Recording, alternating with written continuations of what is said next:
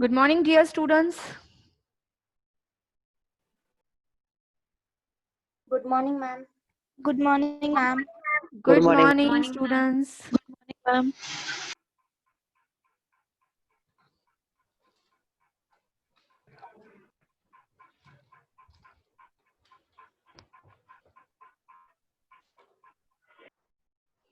Am I audible? Yes, Yes, ma'am. ma'am. Yes, My ma'am. voice is audible or not? Yes, ma'am. Yes, ma'am. Audible. Hello? Hello? Yes, ma'am. Yes, ma'am. Yes, Yes, ma'am. ma'am. You are audible. Okay. Sorry. From my side, शायद से ये था. Okay. So I hope you have seen the message I have posted on your WhatsApp group.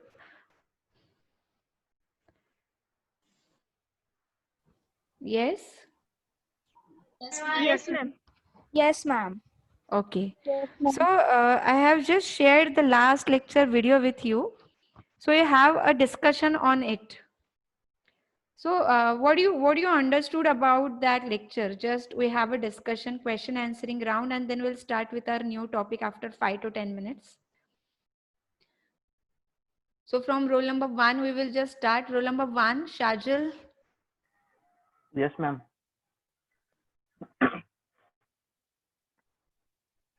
Yes, ma'am. Hello. Hello. Yes, ma'am.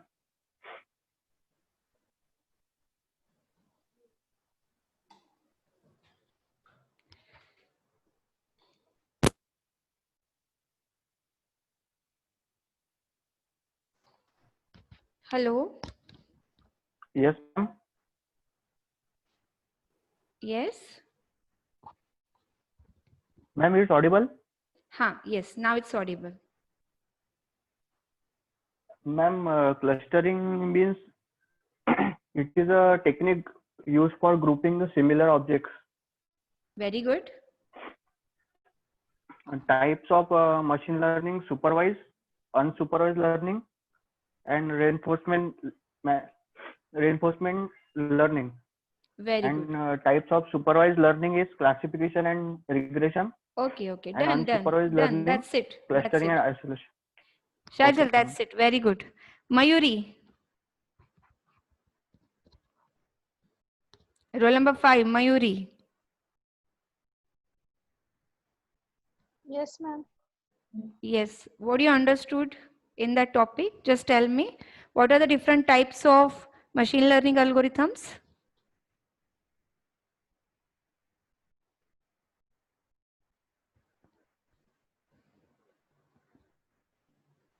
Hello, Mayuri.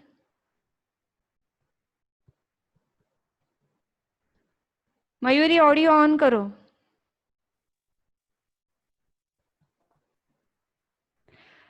जिसका roll number लूंगी audio on नहीं करेगा मैं उसको मीटिंग से रिमूव कर दूंगी डायरेक्टली और ना उसका अटेंडेंस लगेगा आज का. Mayuri, am I audible to you?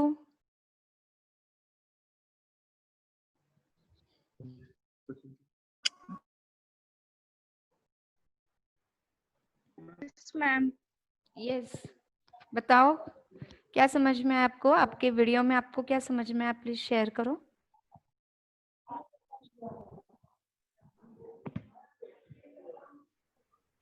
Had you seen that video or not? ये क्या बोल रहे हो? थोड़ा जोर से बोलो, सुनाई नहीं दे रहा है.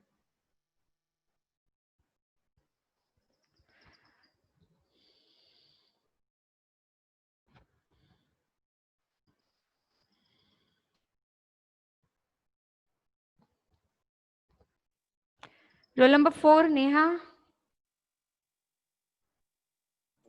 Yes, ma'am. यस. आप बताओ क्या था वीडियो में? क्या समझ में आया आपको? Ma'am, machine learning के 3 types है ma'am. Supervised learning, unsupervised learning, and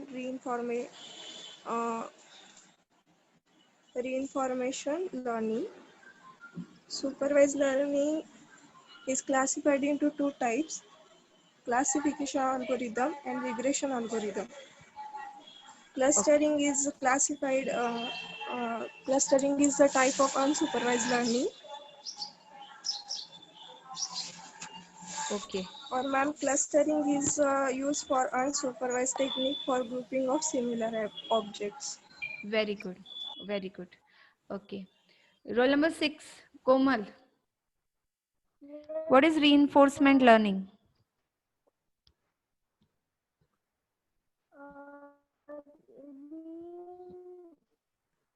Komal, reinforcement learning में artificial intelligence का कोमल, you are not audible.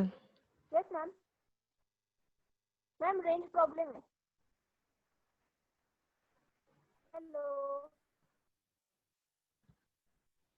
hello हाँ, yes, बोलो.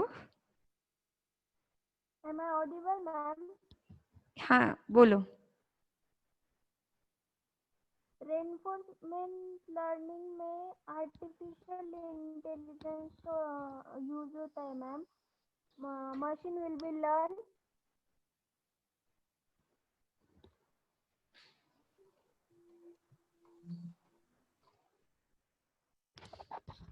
Okay. Okay, roll number 3, Shraddha. Roll number 3.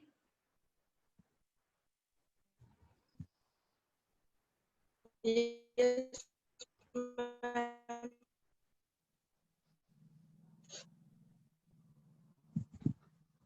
Yes, ma'am. Okay, what you understood in this video? What is clustering? Ma'am, I just joined. Okay okay, join नहीं, ये already मैंने video share किया था आपके WhatsApp group पे, जो already हमने last lecture में देखा था. आपको सिर्फ वो वीडियो देख के और उसका क्वेश्चन आंसरिंग सेशन था आज हमारा लेक्चर में. तो क्लस्टरिंग हमने ऑलरेडी लास्ट लेक्चर में देखा हुआ है टॉपिक के. That you have to explain what is clustering. Ma'am, I just joined.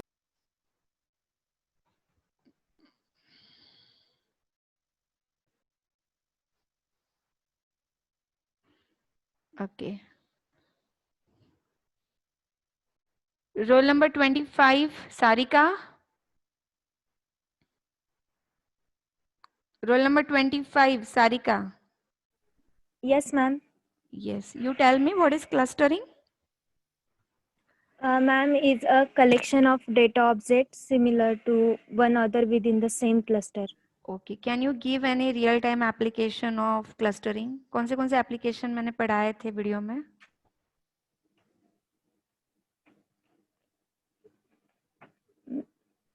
application Yes, what are the different use cases or application I have explained in the video? ma'am pattern recognition image processing Hmm. economic science Hmm. document classification Okay.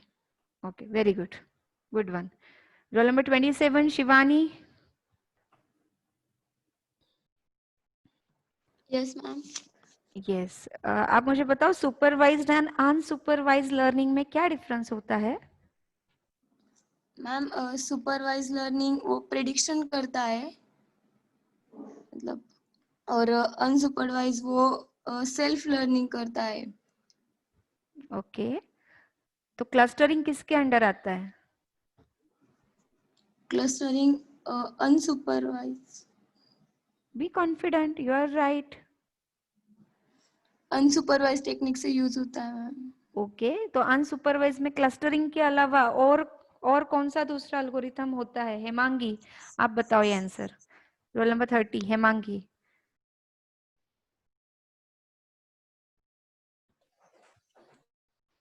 Hello Hemangi. Yes, ma'am. Unsupervised learning में जैसे clustering is one type of algorithm, what is another type of algorithm which is coming under unsupervised learning? Ma'am, association. Very good. Second is association rule. Good one answer. Okay. Roll number 47, Pooja. Yes. Supervise learning थोड़ा explain कीजिए और उसके अंदर कौन से algorithm आते हैं वो भी बताइए. सुपरवाइज लर्निंग में मैम 2 एल्गोरिदम है, क्लासिफिकेशन एल्गोरिदम और रिग्रेगेशन एल्गोरिदम। और गुड, क्लासिफिकेशन एल्गोरिदम एप्लीकेशन है fraud detection, image time detection, diagnostic, image classification. And regression algorithm है risk management and for prediction application. good answer, good one. But what exactly happen in supervised learning? Priya, roll number 58, Rajshree Priya, आप बताइए supervised learning में exactly क्या होता है? Roll number 58, Rajshree प्रिया।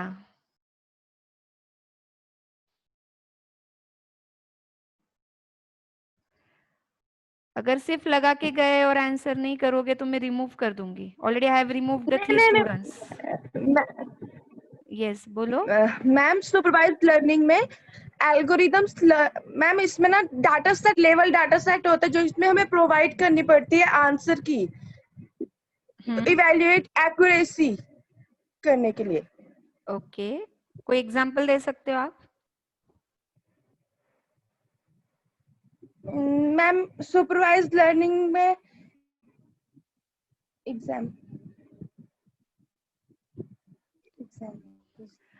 हमारे जो ma'am इसकी लेक्चर्स चल रहे हैं, हमारे जो लेक्चर्स चल रही है, सुपरवाइज लर्निंग होगा या अनसुपरवाइज लर्निंग होगा?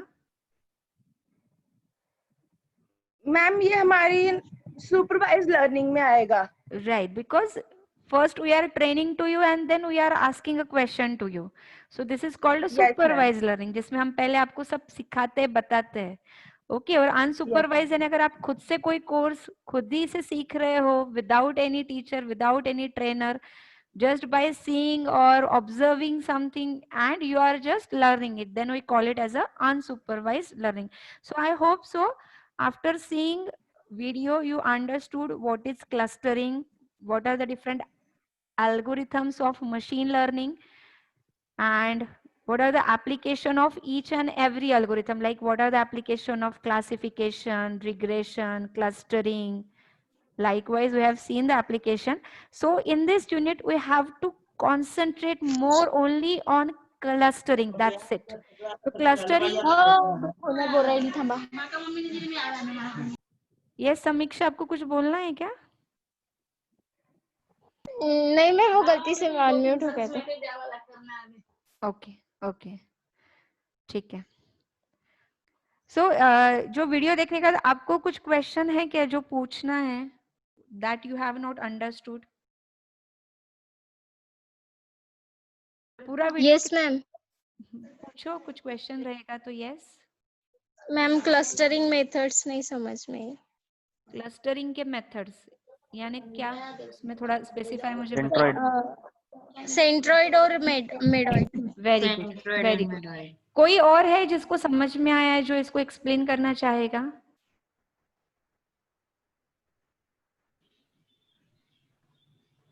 किसी को समझ में आया है, कोई एक्सप्लेन करना चाहेगा क्या ये? Otherwise I explain, but yes ma'am. Yes, बताओ। मैम सेंट्रॉइड में है ना, जो क्लस्टर में डिफरेंट डेटा पॉइंट्स होते, उसका हमें क्लस्टर सेंटर पॉइंट लेना है सेंट्रॉइड में। और मेडॉइड में है ना, जो डेटा पॉइंट्स होते हैं क्लस्टर में, उसके नियरर जो भी कोई भी एक पॉइंट लेगा जो सेंटर के नियर होगा गुड, मेडॉइड में। good one, good one. Okay, I'm just repeating this topic. Okay, I hope you understood supervised learning क्या होता है, unsupervised learning क्या होता है, then reinforcement learning क्या होता है. These are the different applications. Then we have, yes, पूछो।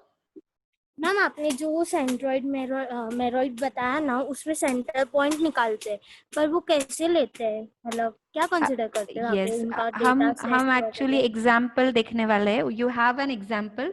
क्वेश्चन पेपर में भी सिर्फ आपको क्लस्टरिंग के 2 क्वेश्चन जनरली आते हैं, क्लस्टरिंग ओवरव्यू एंड एल्गोरिथम, और सेकंड होता है मैक्सिमम टाइम एग्जाम्पल पूछा जाता है, जो हम पूरा एग्जाम्पल बहुत अच्छे से देखने वाले, आपको पूरा क्लियर हो जाएगा उसके बाद कि सेंटर कैसे निकाला जाता है। ओके उसके पहले वहां तक आने के पहले जो हमने पॉइंट दिए थे मैं एक एक जस्ट स्लाइड को रिवाइज कर रही हूँ। आपको लग रहा है जो स्लाइड पे कि मैडम ये रुको ये थोड़ा एक्सप्लेन करो, जस्ट चेकआउट और आप मुझे पूछ सकते हो वो स्लाइड पे। ओके फिर हमने देखा था कि क्लस्टरिंग क्या होता है, एक छोटा सा डायग्राम उसका देखा था। फिर क्लस्टरिंग अनसुपरवाइज्ड में आता है। अनसुपरवाइज्ड में लेबल्स नहीं होते हैं, कोई भी ऑब्जेक्ट को लेबल नहीं होता है, दैट इज अनलेबल ऑब्जेक्ट होते हैं। और सुपरवाइज में हर ऑब्जेक्ट को जिसको आपको क्लस्टर या जो भी आपको क्लासिफाई करना है उसको एक लेबल दिया जाता है जिसको हम बोलते हैं की। Okay and generally clustering is looks for hidden structure or hidden patterns by finding the similarity based on attribute। तो ये प्रेडिक्शन के लिए कभी यूज नहीं होता है। क्लस्टरिंग का काम खाली क्या होता है कि जो आपको डेटा दिया गया है उस डेटा को समरी के फॉर्म में, रिपोर्ट के फॉर्म में, एनालिसिस के फॉर्म में या फिर कुछ उसमें से कुछ हिडन पैटर्न अगर आपको निकल के आ रहा है और आपको एक्सप्लेन करना है, so that's it, you are just describing the data in a better way but you are not predicting at all। इसमें कुछ क्वेश्चन है? Okay so next we have seen the different application. मैंने try किया कि हर application को एक real time कोई डायग्राम या रियल टाइम सिनारियो से मैंने एक लिंक यहाँ पे डाला था, तो आपको एग्जैक्टली समझ में स्पेशल डेटा माइनिंग यानी क्या होता है, पैटर्न रिकॉग्निशन यानी क्या होता है, डॉक्यूमेंट क्लासिफिकेशन जनरली गूगल या सर्च इंजिन इसको यूज करते हैं। सो क्लस्टरिंग ये गूगल सर्च इंजिन का बेस्ट एप्लीकेशन है जिसमें जब भी कोई नया वेबसाइट आता है तो उसको क्लस्टरिंग में या फिर पीडीएफ को क्लस्टर्स में डिवाइड किया जाता है, सिमिलर टाइप के बुक्स को, सिमिलर टाइप के पीडीएफ को, so that when you search for a particular term तो बहुत फास्ट खाली उसके रिलेटेड ही डेटा जो है वो सर्च इंजिन आपको क्या करता है, एक्सप्लोर करता है। So it is the best example of clustering, Google search engine। Then again we have seen some more example, marketing, land use, insurance company, city planning, earthquake की जो स्टडी है उसका एग्जांपल हमने देखा था। तो एक कस्टमर सेगमेंटेशन कैसे किया जाता है ताकि आपका जो सेल है कोई भी कंपनी का, सुपरमार्केट का या कोई शॉप का या कोई ऑर्गेनाइजेशन का, तो उसको इंक्रीज करने के लिए कस्टमर को कैसे सेगमेंट किया जाता है। So that is again one good application of clustering. बहुत सारे बैंकिंग सेक्टर्स में इसको यूज किया जाता है। Then we have started with clustering, तो जिसमें हमने क्लस्टरिंग के जो मेन पॉइंट अभी आप लोगों को जो मैं एक्सप्लेन करती हूँ जो आपको समझ में नहीं आया था, ओके हम आराम से इसको देखते हैं कि देखो अभी यहाँ पे सेंट्रॉइड जो है, तो सेंट्रॉइड के लिए यहाँ पे फॉर्मूला जो है वो मैंने क्या दिया हुआ है, दिस वन। ओके सो इसमें n होता है नंबर ऑफ ऑब्जेक्ट। अगर आपके पास 4 ऑब्जेक्ट दिए है, 4 ऑब्जेक्ट का सेंटर पॉइंट निकालना है, तो हर ऑब्जेक्ट की जो वैल्यू रहेगी, हर ऑब्जेक्ट की जो वैल्यू रहेगी, हर वैल्यू को हम सम करेंगे, समेशन करेंगे और उसको divide by number of value करेंगे। यानी आप जो एवरेज निकालते हो, आपके मार्क्स का एवरेज निकालते हो या फिर आपके पास अगर कुछ लाइक सेल हुआ है, मंथली सेल, तो आपको देखना है कि एवरेज सेल कितना हुआ है उस मंथ का। सो आप जितने सेल हुए उसको ऐड करोगे, divide by number of days करोगे। So it centroid is just finding a average, that's it. और मिडोइड यानी क्या होता है कि जो डेटा आपको दिया है उसका पहले सेंटर पॉइंट निकालते हैं और उस सेंटर के पास में जो भी डेटा पॉइंट रहेगा उसको हम कंसिडर करते हैं as a centre, that is medoid. तो अगर आप ये डायग्राम देखोगे, so just see in this diagram, ये यहाँ पे ये सब डेटा पॉइंट्स है। इन दिस डायग्राम ये सब डेटा पॉइंट्स है। ये डेटा पॉइंट को हमने अलग अलग सेंटर में डिवाइड किया है, क्लस्टर में डिवाइड किया है और अब उस क्लस्टर का हमने एवरेज निकाला। तो एवरेज निकालने के बाद ये कोई तो एक पॉइंट आया, बट ये पॉइंट पे कोई भी डेटा नहीं है, कोई डॉट नहीं है, तो विदाउट डेटा हम सिर्फ एक सेंटर पॉइंट निकाल रहे हैं। बट मिडोइड में हो सकता है इसका सेंटर यहाँ पे कहीं पे तो भी होगा, but instead of considering a centre, centre के पास में कोई भी जो डेटा पॉइंट रहेगा उसको हम कंसिडर करते हैं न्यू क्लस्टर बनाने के लिए। अभी हम एक एग्जांपल देखते हैं सो यू कैन अंडरस्टैंड। यहाँ पे एक एग्जांपल आप देखो,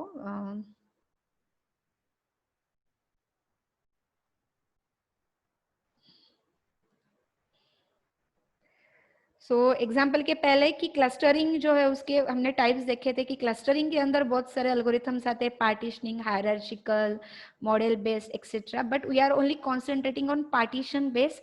उसमें भी सिर्फ के मीन्स ये एल्गोरिथम पे हम कॉन्सेंट्रेट करने वाले हैं। सो एग्जैक्टली व्हाट इज के मीन्स? के मीन्स में हमको के का मीनिंग होता है कि जो डेटा दिया है उसको आपको कितने क्लस्टर में डिवाइड करना है, that is called as the K की वैल्यू अगर 4 है, इसका मतलब क्या कि हमको डेटा को डिवाइड करना है 4 डिफरेंट क्लस्टर में, दैट्स इट। तो जितने इनपुट आप यूजर से लोगे, के की वैल्यू ये जनरली एल्गोरिथम में यूजर से ली जाती है। यूजर बताएगा कि आपको 3 पार्ट में डिवाइड करना है, 10 पार्ट में, तो ऑटोमेटिक वो डेटा उतने पार्ट में क्या हो जाएगा, क्लस्टर में डिवाइड हो जाएगा। तो यहाँ पे मैं एक एग्जाम्पल बताती हूँ, दिस वन एग्जाम्पल, तो जिससे आपको समझ में आएगा कि सेंट्रोइड यानी क्या होता है या मिडॉइड यानी क्या होता है। तो देखो यहाँ पे first example, some data is given to you, if you are seen in a curly, one curly bracket, सब डेटा एक साथ है, ओके एक ही क्लस्टर में, इसको अभी तक हमने डिवाइड नहीं किया, एक साथ हमको डेटा दिया है। डेटा की जो वैल्यू है, डेटा कुछ भी हो सकता है, सो डेटा की वैल्यू है 2, 4, 10, 12, 3, 20, 30, 11, 25।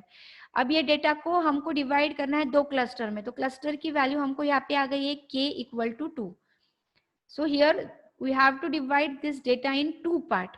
अब ये जब 2 पार्ट में डिवाइड करना है तो हम क्या करते हैं, सबसे पहले फर्स्ट स्टेप हमेशा जो होती है क्लस्टरिंग की, कोई भी 2 वैल्यूज लो आप स्टार्टिंग में, क्योंकि स्टार्टिंग में आपके पास कुछ क्लस्टर ही नहीं है, तो आप सेंटर कैसे निकालोगे, you can not find out a centre. तो आप क्या करो, कोई भी 2 रैंडम वैल्यू आप ले सकते हो। अब ये रैंडम वैल्यू अगर आपकी सेंट्रोइड मेथड है तो ये वैल्यू, ये जो दी हुई वैल्यू है डेटा सेट की, इसके अलावा भी आप कुछ ले सकते हो जो 2 और 25 के बीच में आएगी। सो दैट कैन बी 5 और दैट कैन बी 11, तो दैट कैन बी लाइक 13। तो सपोज मैंने क्या किया कि वैल्यू ली यहाँ पे 5 and 11। Now you can check out कि ये जो 5 वैल्यू है, ये 5 वैल्यू इस डेटा सेट में अवेलेबल है क्या, 225 के बीच में ये डेटा सेट में अवेलेबल नहीं है, ओके और सपोज 11 के बजाय मैं लेती हूँ 13। Suppose instead of this I am taking 5 and 13। तो M1 की जो वैल्यू है, फर्स्ट क्लस्टर जो है उसका सेंटर पॉइंट मैंने डिसाइड किया 5 रहेगा, सेकेंड क्लस्टर का सेंटर पॉइंट 13 रहेगा।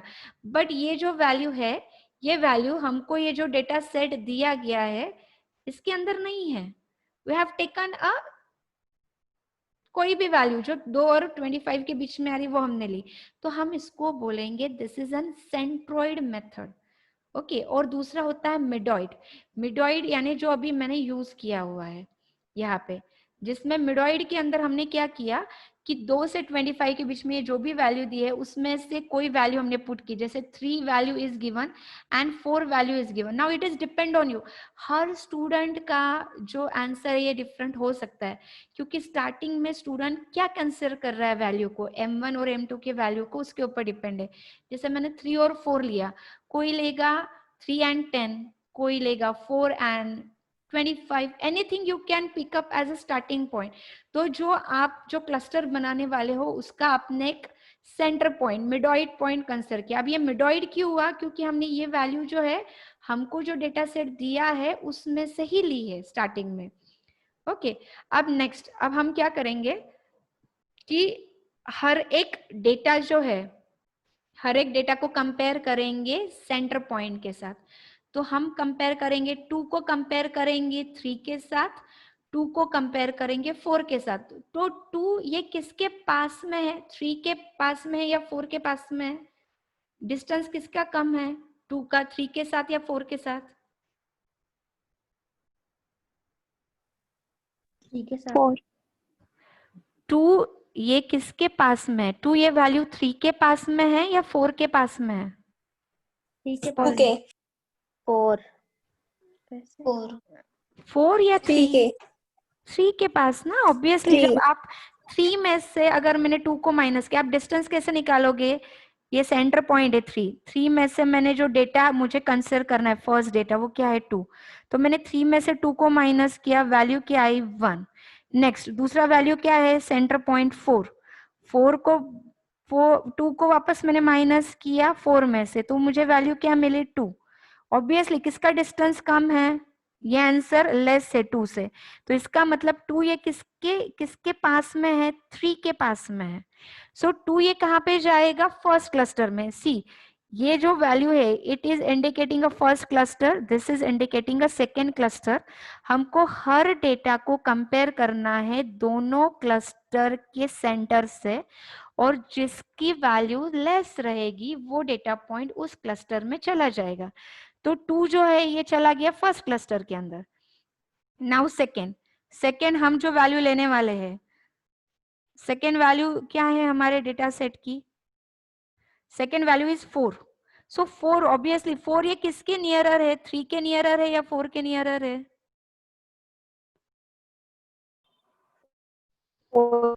3।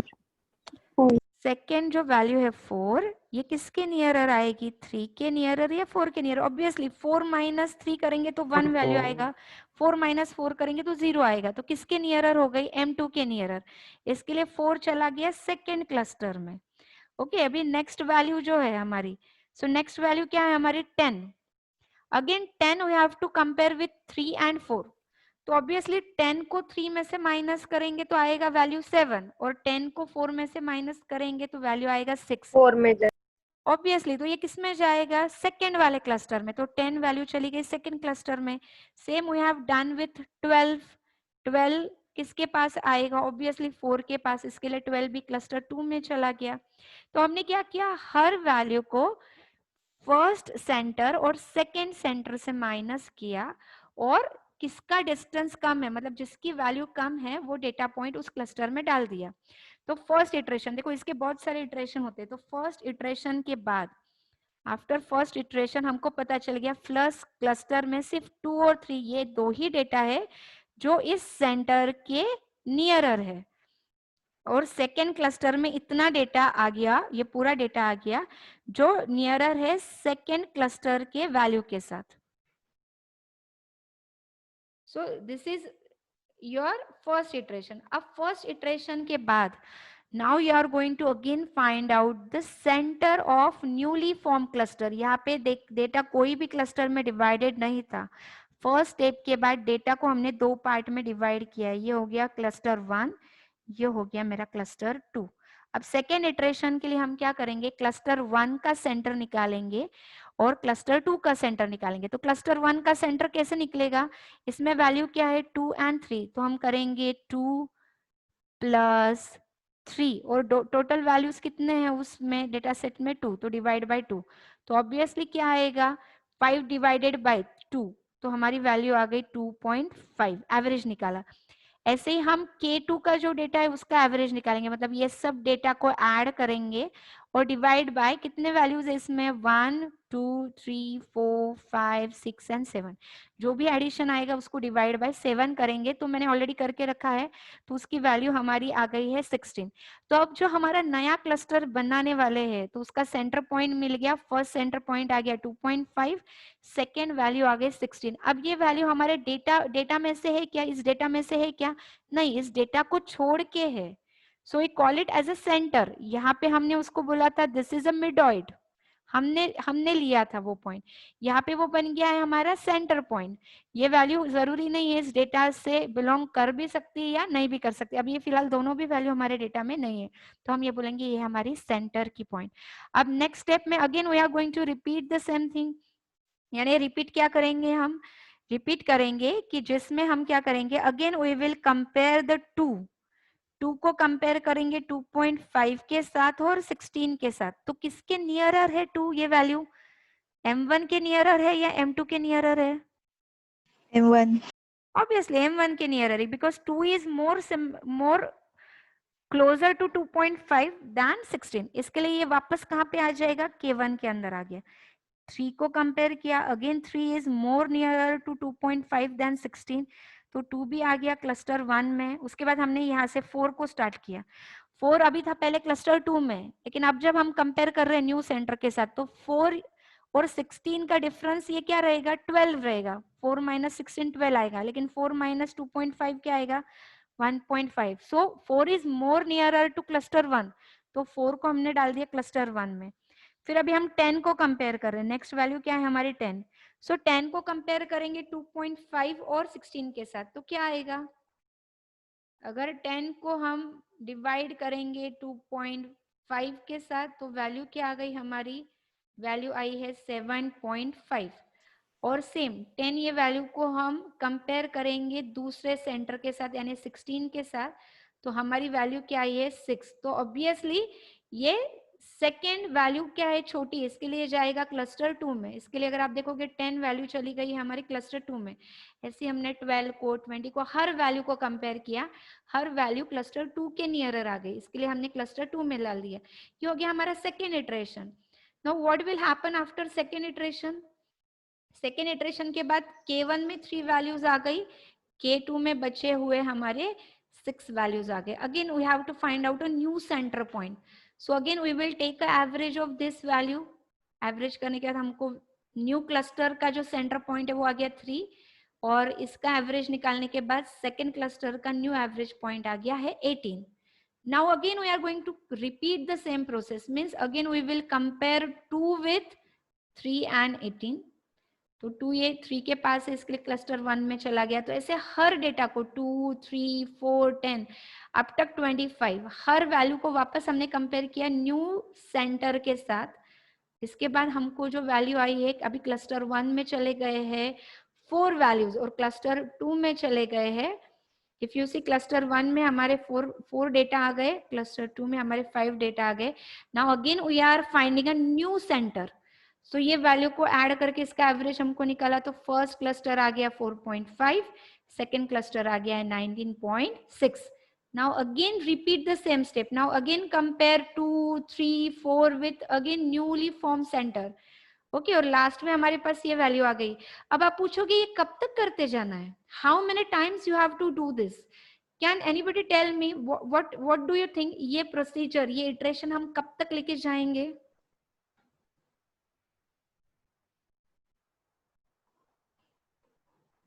Students what do you think? ये जो इटरेशन है जो हम कर रहे हैं, बार बार न्यू सेंटर बना रहे हैं, हर बार कंपेयर कर रहे हैं, ये कब तक हमको करना पड़ेगा?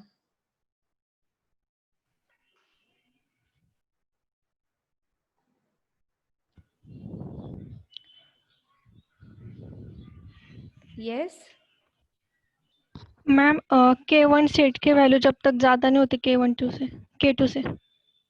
Okay, that can be one answer.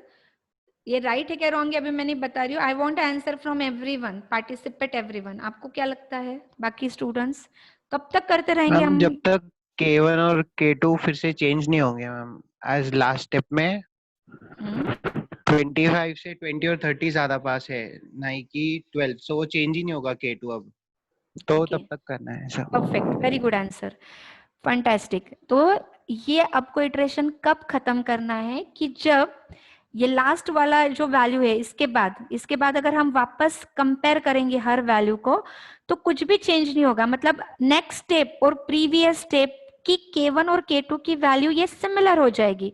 यहाँ पे देखो हर स्टेप में क्या हो रहा है, यहाँ पे वैल्यूज जो थी ये वैल्यू और ये वैल्यू डिफरेंट है K1 K2 की। अगेन ये स्टेप 1 और स्टेप 2 डिफरेंट है। अगेन स्टेप 2 को हम कंपेयर कर रहे हैं स्टेप 3 के साथ, तो स्टेप 2 में 3 वैल्यू से इसमें आ गए 4, तो वैल्यू चेंज हो गई।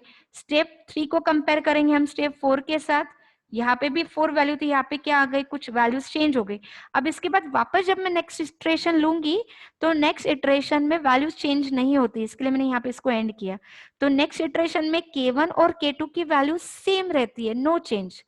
इसके लिए सेंटर पॉइंट भी चेंज नहीं होगा। So when your centre point is not changing and the value from K1 and K2 is not changing, they are same from previous step and next step, so that is the point you have to stop the iteration and you can say now our cluster are formed perfectly।